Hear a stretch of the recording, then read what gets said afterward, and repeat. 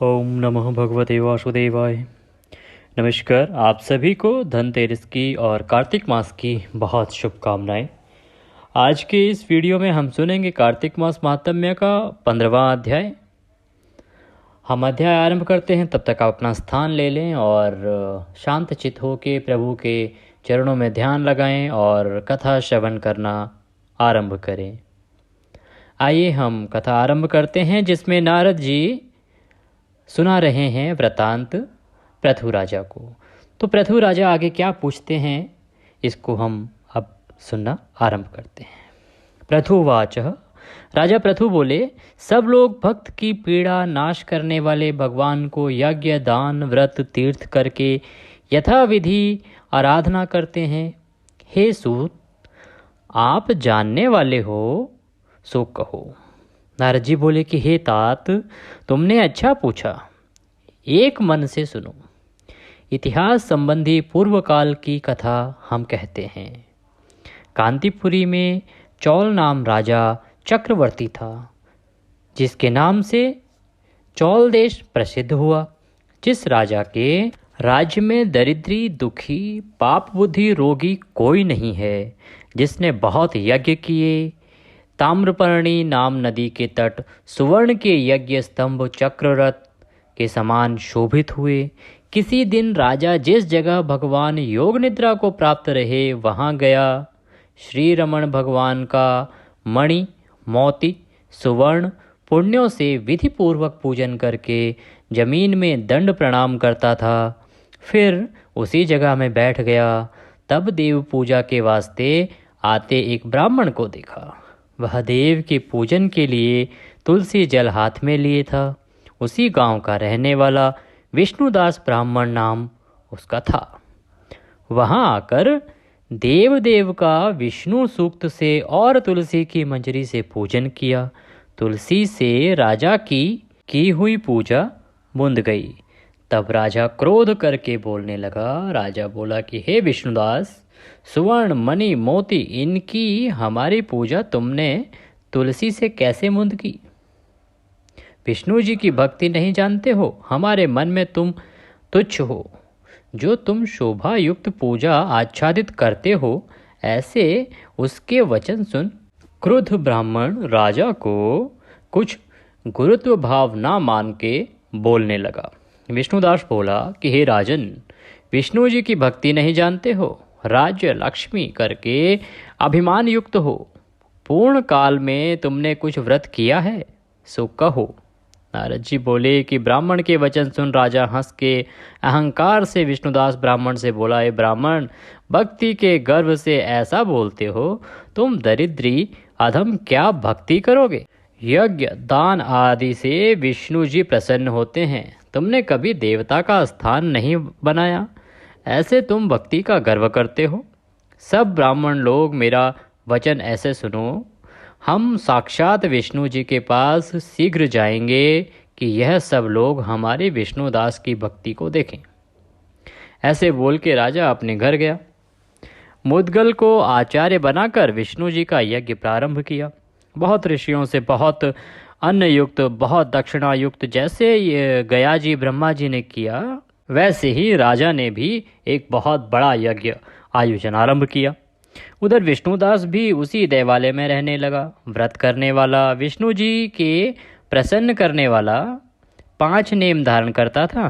विष्णुदास माघ कार्तिक को व्रत, तुलसी वन का पालन करना, एकादशी व्रत, 12 अक्षर के मंत्र का जप, ओम नमो भगवते वासुदेवाय, इस मंत्र का नित्य जाप करता था। सो ये गीत वाद्य आदि मंगल करके रोज विष्णु जी की पूजा और 5 व्रत करने लगा। सरदृष्टि विष्णुदास नाम ब्राह्मण चलने में, भोजन करने में, सोने में हमेशा विष्णु जी को स्मरण करता था। सब जगह में स्थित विष्णु जी को देखता था। हे राजन, एक दिन विष्णुदास नित्य विधि करने के बाद रसोई करता था। तब कोई पाक ले गया। देखने में नहीं आया कि कौन है। उसे देखा नहीं, फिर पाक नहीं बनाया और सायंकाल के पूजन व्रत का भंग न हो जाए। दूसरे दिन रसोई बनाकर जब तक विष्णु जी को नैवेद्य लगाने को गया, तब तक फिर कोई पाक ले गया। ऐसे 7 दिन कोई पाक ले गया। तब विष्णुदास विस्मित होकर विचार करने लगे, आश्चर्य की बात है, रोज आकर कौन हमारा पाक ले जाता है। इस स्थान से क्षेत्र संन्यास लिया है, हमें त्यागने योग्य नहीं है। फिर पाक बनाया कर भोजन करते हैं तो सायंकाल की क्रिया का लोप कैसे किया जाए, पाक बनाकर कैसे भोजन किया जाए। बिना विष्णु जी को नैवेद्य दिए वैष्णव लोग भोजन नहीं करते। उपवास किए हम कैसे रहेंगे। आज पाक का अच्छी तरह रक्षण करेंगे। क्योंकि विष्णुदत्त सोचने लगा कि पिछले 6-7 दिन से कोई भी मेरे पाक को उठा के ले जाता है, आखिर ये हो क्या रहा है। तो आज मैं ध्यान रखूंगा कि ऐसा ना हो। ऐसा विचार कर पाक बनाकर उसी जगह छिप कर बैठ गया। तब पाक लेते एक चांडाल को देखा। दुर्बल, दीनमुख, हाड़ चर्म मात्र देह में उसे देख ब्राह्मण कृपा करके मन में दुखित हुआ। अन्न को लेता देख विष्णुदास बोले, खड़े हो, खड़े हो, सूखा अन्न क्यों खाते हो, घी लो। ऐसे बोलते आते ब्राह्मण को देख डर से भागा चांडाल मूर्छित होकर गिर पड़ा। सो ब्राह्मण मूर्छित चांडाल को देख जल्दी दौड़ के कृपा करके पंखा करने लगा। इसके ऊपर उठकर खड़ा हुआ नारायण रूप देखा। शंख चक्र गदा को धारण किए पीताम्बर, 4 भुजा, भृगु लता युक्त मुकुट सहित अलसी के फूल के समान श्याम कौस्तुभमणि छाती में शोभायमान। भगवान को देख सतोगुण में युक्त ब्राह्मण स्तुति नमस्कार करने को न समर्थ हुआ। इसके ऊपर इंद्र आदि देवता उसी स्थान आए, अप्सरा नाच गान करने लगे। सो स्थान विमानों से, ऋषियों से गीत बाजा के शब्द करके युक्त हुआ। तब विष्णु जी सतोगुणी विष्णुदास को आलिंगन करके अपनी सारूप्य मुक्ति देके विष्णु लोक को ले गए। विमान में सवार विष्णु सहित जाते विष्णुदास को यज्ञ में बैठे चौल नाम राजा ने देखा। जल्दी से अपने गुरु मुद्गल को बुलाकर कहा, जिसकी अदावत से यह हमने दान किया, सो विमान में सवार विष्णु जी का रूप धारण किए वैकुंठ को जाता है। यज्ञ में बैठे मैंने अग्नि में हवन किया, ब्राह्मण को दक्षिणा दी, अभी भी विष्णु जी मेरे ऊपर प्रसन्न नहीं हुए। भगवान ने उस ब्राह्मण को भक्ति से साक्षात मोक्ष दिया। अब राजा को एहसास होने लगा कि इससे ध्यान यज्ञ से भगवान प्रसन्न नहीं होते, भगवान भक्ति से प्रसन्न होते हैं। और यही कारण है शायद कि ब्रह्मदत्त को इस प्रकार से मोक्ष प्राप्त हुआ। नारद जी बोले कि ऐसा बोल के बहन के लड़के को राजगद्दी दी। बालपन से यज्ञ में रहा, इससे लड़का नहीं हुआ। इस कारण उस देश में आज भी बहन के लड़के भाग पाते हैं। फिर राजा यज्ञ के कुंड के पास आया, जोर से 3 बार बोला, मन वाणी देह कर्म करके विष्णु जी महाराज मुझे स्थिर भक्ति दो। ऐसा बोल के सब लोगों को देखते देखते अंगारों में पड़ गया। अग्नि को राजा ने अपने आप को समर्पित कर दिया। तब क्रोध से मुद्गल नाम आचार्य ने अपनी शिखा उखाड़ डाली। तब से आज तक मुद्गल गोत्र वाले बिना शिखा के रहते हैं। जो ब्राह्मण हैं उनमें एक गोत्र होता है मुद्गिल, तो मुद्गिल गोत्र या मुद्गल गोत्र वाले जो ब्राह्मण हैं वो कभी भी शिखा नहीं बांधते हैं, वो बिना शिखा के ही रहते हैं, शिखा भी नहीं रखते। तब से आज तक मुद्गल गोत्र वाले बिना शिखा के अपना जीवन व्यतीत कर रहे हैं। तब भक्त वत्सल भगवान कुंड की अग्नि से प्रकट हुए, राजा को आलिंगन करके आत्म सारूप्य देके विमान में बैठाकर भगवान वैकुंठ को ले गए। लक्ष्मीपति भगवान का रूप धारण किए हैं। इति कार्तिक महात्म्य 15 अध्याय संपूर्ण। इसी के साथ कार्तिक मास महात्म्य का 15वां अध्याय यहाँ पर समाप्त होता है। बोलिए श्री विष्णु भगवान की जय। अभी हम करेंगे कार्तिक मास महात्म्य का 16वां अध्याय। देखिए कार्तिक मास महात्म्य में 35 अध्याय हैं और कार्तिक का महीना 30 दिन का होता है। अब हमें अगर इनको माध्यम को समय पर समाप्त करना है तो हमें बीच बीच में 2-2 अध्याय सुनने और करने पड़ते हैं। साथ ही अभी क्योंकि आगे दिवाली आ रही है, दिवाली की जो कथा है वो भी अभी दूर है। वो 17वें 18वें अध्याय 19वें 20वें अध्याय में आएगी। तो हमें जल्दी से 2-3 अध्याय अभी करने होंगे। चलिए अभी हम 16वां अध्याय भी आज ही करते हैं और आइए 16वां अध्याय आरंभ करते हैं। नारद जी बोलने लगे, दीपदान का महात्म्य पूर्व इतिहास समेत बोलने वालों के सुनने वालों के पाप नष्ट करने वाला है। अर्थात ये एक ऐसा महात्म्य है जिसको सुनने और सुनाने वाले सभी के पाप नष्ट होते हैं। हे राजन, पूर्व का दीप महात्म्य सुनो। सर्व पाप के नाश करने वाला पुण्यकारी ब्रह्मा ने कहा, पूर्व ही चंद्रवंश में उत्पन्न जयध्वज नाम राजा नारायण में रथ हुआ करते थे। भगवान विष्णु के बड़े भक्त थे। विष्णु जी के मंदिर में रोज मार्जन करता, दीप करता, सर्व जीवों पर दया करता। वह राजा कभी रेवती नाम नदी के तट में विष्णु जी के स्थान में पूजा करने को आया। वीतिहोत्र नाम का राजा का पुरोहित था। सो जयध्वज नाम राजा का चरित्र देख विस्मित हुआ। किसी दिन वेदों के अंगों को जानने वाला वीतिहोत्र विष्णु जी में तत्पर बैठा राजा को देख बोला, हे राजन, हे हरि भक्त परायण, विष्णु जी के भक्तों में आप श्रेष्ठ हो। हे महाभाग, हमेशा मार्जन दीपदान करने में युक्त हो। विष्णु जी के प्रीति करने वाले और बहुत कर्म हैं। फिर भी हे महाभाग, तुम मार्जन और दीपदान हमेशा यही करते हो। तुमको क्या मालूम है? गुप्त वस्तु भी कहो, यदि तुम्हारी प्रीति हम में हो। जयध्वज नाम राजा पुरोहित के वचन सुनकर हंसकर नम्र हो हाथ जोड़कर यह वचन कहने लगा, हे द्विज शार्दुल, सुनने वाले लोगों को विस्मय करने वाला मेरा पूर्व चरित्र सुनो। मैं उसे जानता हूँ। हे ब्राह्मण, सतयुग में स्वारोचिष मनवंतर में पूर्व ही वेदांत जानने वाला ब्राह्मण था। यज्ञ के अधिकारियों को यज्ञ कराता, ग्रामयाजी, कर्ण निष्ठर, न बेचने योग्य का बेचने वाला, उल्टा पुल्टा करने वाला, खराब काम करने से भाइयों ने उसे छोड़ दिया। दरिद्री, दुखी, दुर्बल, रोगी हो गया। सो कभी पैसे के वास्ते पृथ्वी में घूमते घूमते काशवास करके पीड़ित नर्मदा के तट में मर गया। उसे मरते ही उसकी स्त्री बंधुमती व्यभिचार करने वाली होने से भाइयों से छोड़ दी गई। अर्थात उसकी जो पत्नी थी वह बहुत ही व्यभिचारिणी हो गई और इसलिए उसके भाइयों ने उसे छोड़ दिया।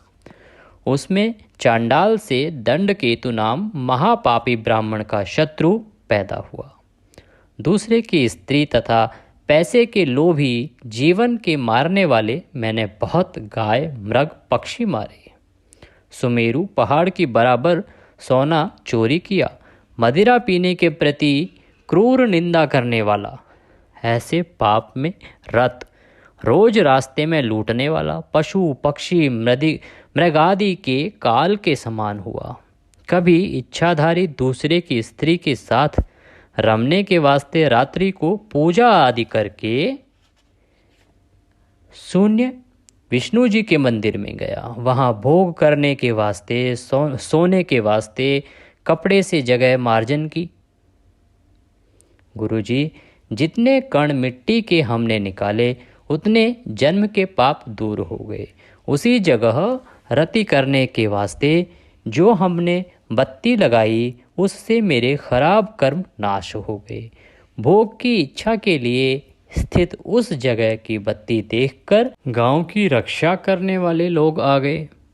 हमें यह चोर है, लंपट है ऐसा बोल के तलवार से सिर काट के चले गए।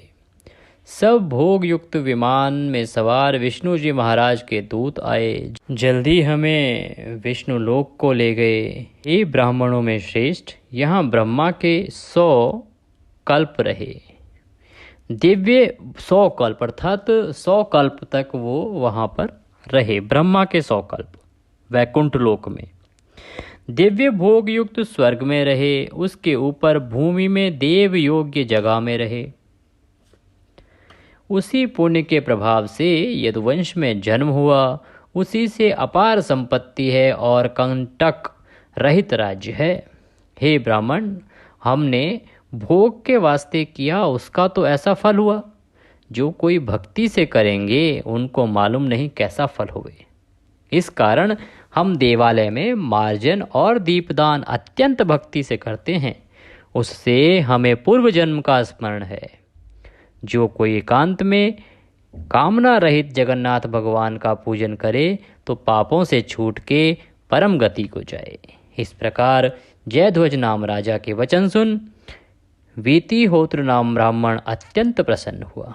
यहाँ पर जो राजा थे वो कथा सुना रहे थे अपने पिछले जन्म की, क्योंकि जब ब्राह्मण ने उनको देखा कि किस प्रकार से राजा हमेशा भगवान का सिर्फ दीपदान करते हैं और कुछ करते नहीं हैं, तो उन्होंने पूछा कि आखिर आप सिर्फ दीपदान ही क्यों करते हैं, इसमें ऐसी आपकी निष्ठा क्यों है।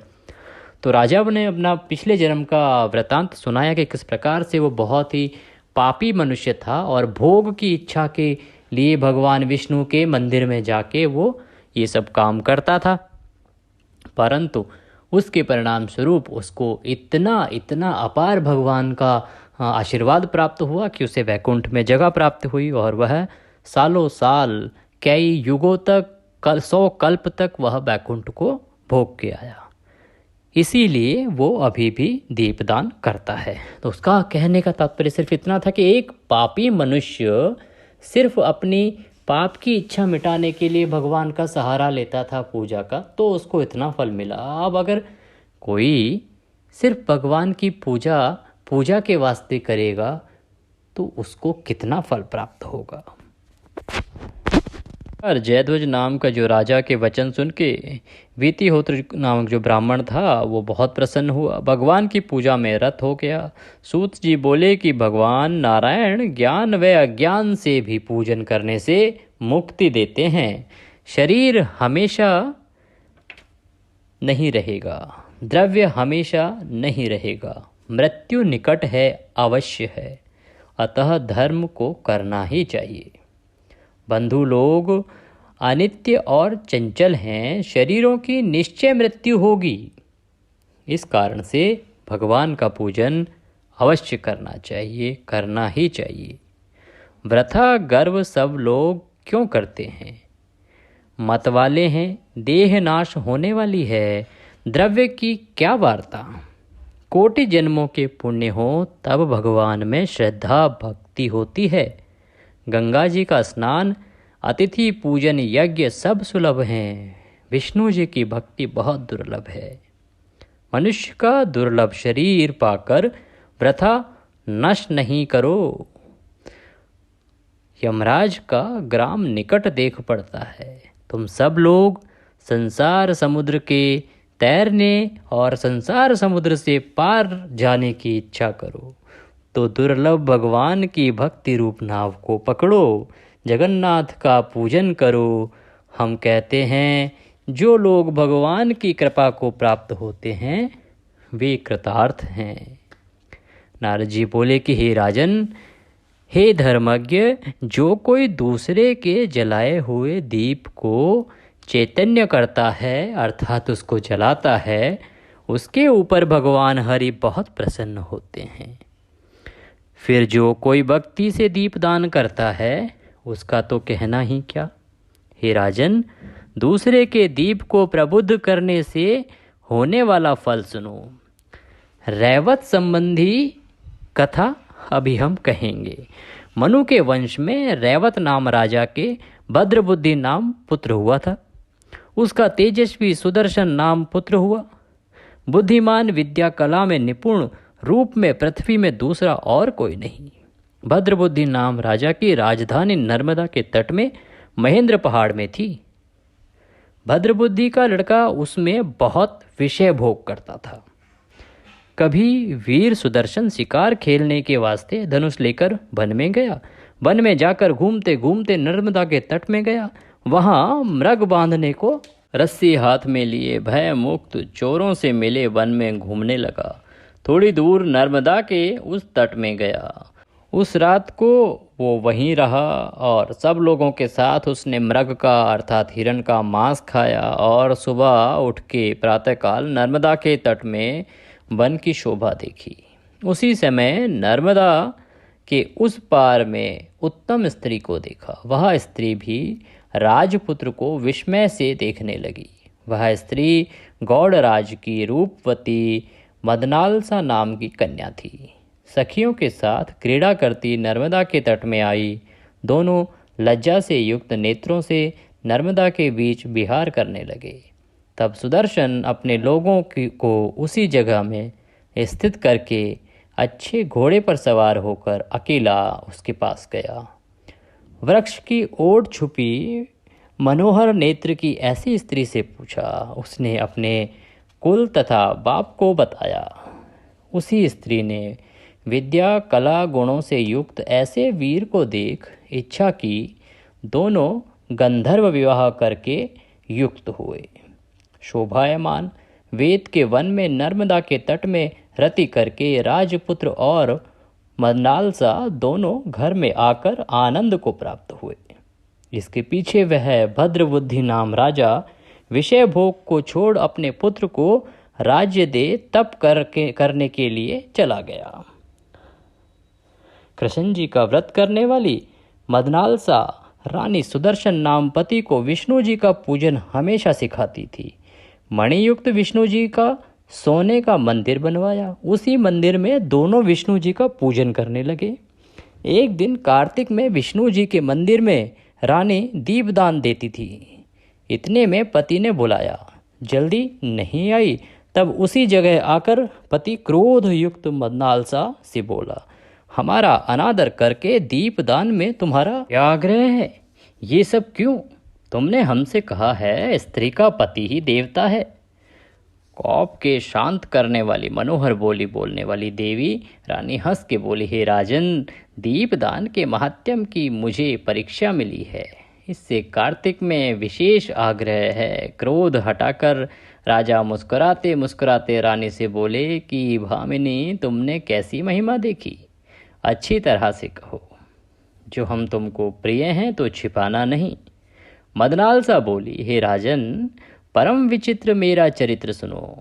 गोदावरी के तट में शुभ विष्णु जी का मंदिर है। दंडक वन में निर्मल अन्न कण के भक्षण करने वाली मूषिका हुई। मूषिका अर्थात एक चूहिया हुई।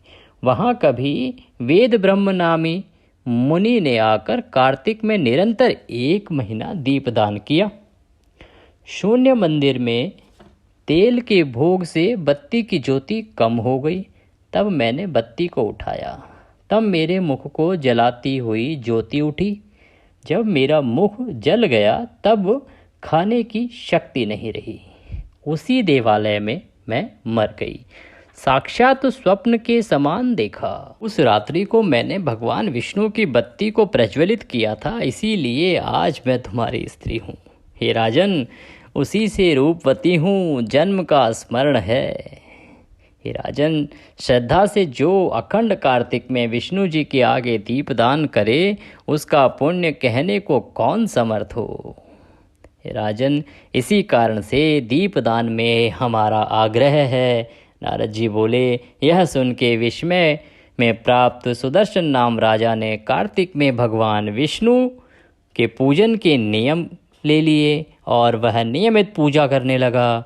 दोनों राजा रानी कार्तिक मास में भगवान विष्णु की पूजा करके भगवान की भक्ति से आनंदित इस लोक में अनेक प्रकार के भोग भोग कर देह को छोड़ विमान में सवार होकर विष्णु जी के लोक को गए। इति कार्तिक महात्म्य 16 अध्याय संपूर्ण। इसी के साथ कार्तिक मास महात्म्य का 16वां अध्याय यहाँ पर समाप्त होता है। आज हम 2 ही अध्याय करेंगे। अगले वीडियो में हमें बहुत सारे अध्याय आगे कंप्लीट करने होंगे कल के दिन में, नहीं तो हम दिवाली के समय में जो दिवाली का ख़ास महात्म्य है, स्पेशल महात्म्य है, जो जिसमें दीपोत्सव और दिवाली पूजन का वर्णन है, वो हम समय पर नहीं कर पाएंगे। तो इसीलिए कल हम करेंगे 17, 18 और 19वां अध्याय। और परसों दिवाली वाले दिन हम सुबह सुनेंगे 20वां अध्याय, जो दिवाली स्पेशल होगा, जिसमें हमारी दिवाली पूजन और उससे संबंधित जो विधान है उसका वर्णन हमें सुनने को मिलेगा।